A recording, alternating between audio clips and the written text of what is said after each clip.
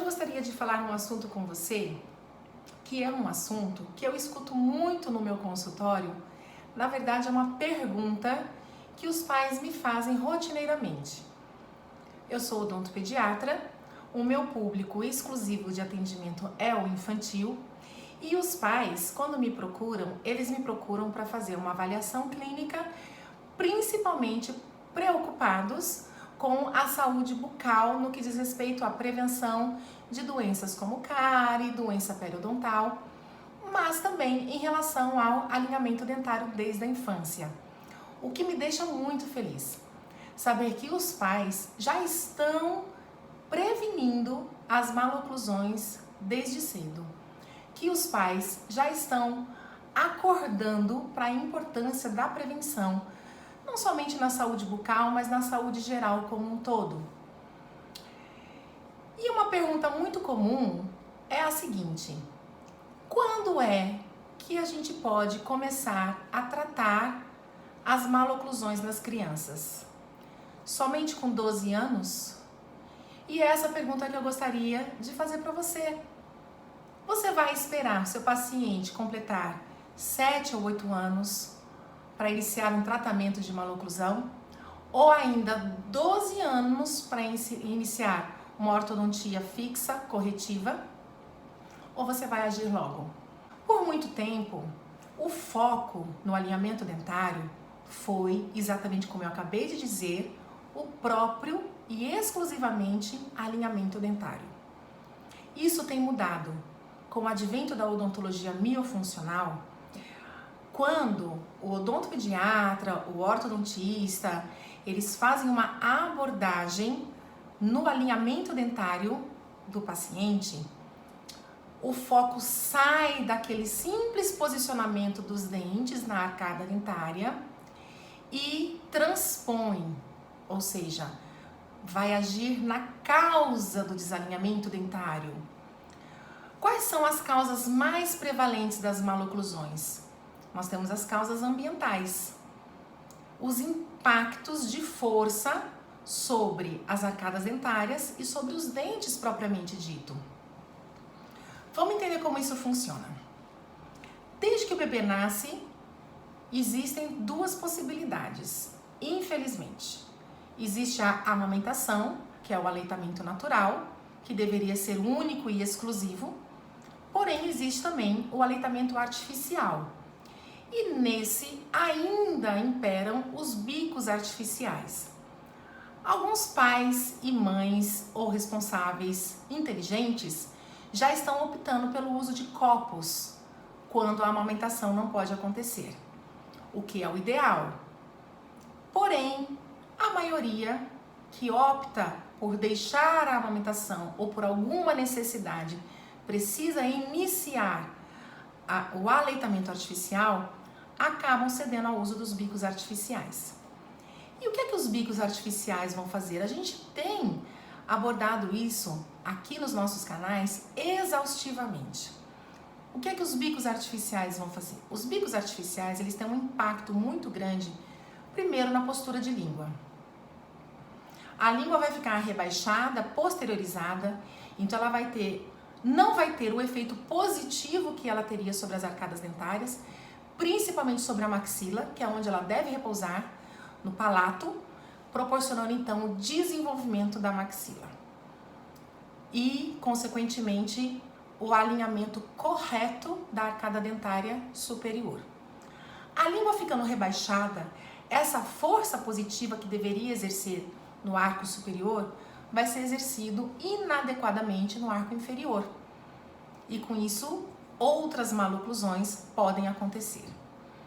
Uma língua mal posicionada também, por exemplo, interposta entre os dentes, ela pode levar a uma mordida aberta anterior. Além do que a gente também já tem falado exaustivamente, a respiração bucal. E todas as consequências que a síndrome da respiração bucal pode causar no nosso corpo. Então, quando a gente recebe uma criança no nosso consultório e a gente faz uma avaliação miofuncional, o que é que nós vamos avaliar nesse protocolo? A gente vai avaliar formato de arco, sim. Posicionamento dos dentes na arcada, sim. A relação maxilomandibular, sim. Ou seja, como é a oclusão daquele paciente. Como os arcos superior e inferior estão se relacionando entre si. Além disso, a gente vai avaliar se já tem alguma maloclusão, vamos avaliar sim, e vamos fazer uma avaliação estática e funcional de todas as estruturas relacionadas a essas funções oromiofaciais. Quais são as funções que são de competência do cirurgião dentista avaliar? Sucção, deglutição, mastigação e respiração. Avaliamos a fala também? Avaliamos. Se tem alguma alteração, se tem alguma interposição lingual, se por um acaso existe algum fonema que não está sendo emitido corretamente, para que depois, em parceria com a fonoaudiologia, isso tudo possa ser corrigido. Então, o cirurgião dentista ele não está sozinho nessa tarefa, assim como o fonoaudiólogo também não, assim como o otorrinolaringologista ou pediatra também não. É um tratamento, é uma abordagem multidisciplinar ou interdisciplinar, porque nós precisamos ter uma comunicação com os outros profissionais e com isso conseguir de fato abordar aquele paciente de maneira integral, de maneira sistêmica, de maneira completa. Sair da caixinha dos dentes, entender a importância da odontologia no corpo daquele paciente. O paciente não tira a boca e deixa no consultório para a gente tratar e vem buscar depois.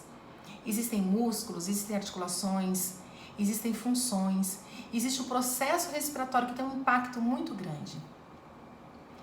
Aí vamos voltar então àquela pergunta que eu fiz no começo. Se a gente começar a tratar o nosso paciente quando ele tiver 7 ou 8 anos, ele vai ficar por 7 ou 8 anos com posicionamento de músculo inadequado. Tanto no repouso, que é muito importante, as estruturas musculares no repouso têm um impacto em todas essas estruturas bucais, dentes e arcadas dentárias. Então, tanto no repouso como na função de fala, na função de sucção, na função de deglutição, na função de mastigação, a função de respiração.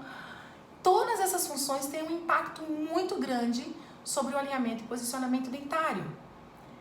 E mais do que isso, vocês devem ter ouvido eu falar uma palavrinha aqui com uma certa frequência. Respiração. Nós vamos deixar de 7 a 8 anos ou 12 anos esse ser humano respirando inadequadamente, sendo que muitas das causas das alterações respiratórias podem ser resolvidas com simples reposicionamento correto de músculo, ou seja, da língua, elevando a língua para o palato, para que realmente haja uma vedação bucal e a respiração comece a acontecer adequadamente pelo nariz. Existem vários relatos de pais e mães e responsáveis de crianças que com 1 mês, 2 meses de uso de dispositivo miofuncional, a qualidade do sono, a qualidade respiratória e a qualidade de vida da criança tiveram um impacto fortemente positivo. Muitos relatos. Mais do que preocupados com o alinhamento dentário, a preocupação com a qualidade de vida, que tem uma relação direta com a qualidade do sono, nós passamos em média 1/3 da nossa vida dormindo. Se nesse 1/3, ou seja, em média 8 horas do dia, ao invés da gente estar cuidando da nossa saúde, a gente está colocando o nosso corpo numa situação extremamente desafiadora para a nossa saúde, isso vai ter impacto durante as horas do dia que nós vamos estar acordados, ou seja, em vigília. Porque durante o sono nós precisamos reparar nossa saúde. Nós precisamos ter um sono reparador. E a respiração é fundamental para isso. Se a gente não está respirando adequadamente, nosso corpo como um todo vai ser prejudicado, porque a oxigenação cerebral, a oxigenação de todos os tecidos e de todas as células do nosso corpo vai ficar comprometida. Então, ao invés de reparar a nossa saúde, nós estamos ficando mais doentes durante o sono. Fora riscos de paradas respiratórias.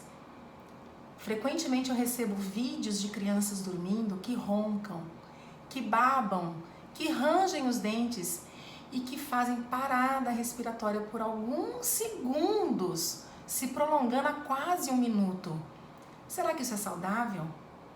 E quando a gente inicia o tratamento dessa criança com um dispositivo miofuncional, e esse dispositivo leva à elevação da língua para o lugar correto e, consequentemente, a uma respiração nasal, e aí reduz risco, reduz episódios de babação, de ronco, episódios de bruxismo e melhora toda essa perfusão nasal da respiração, a criança dorme melhor.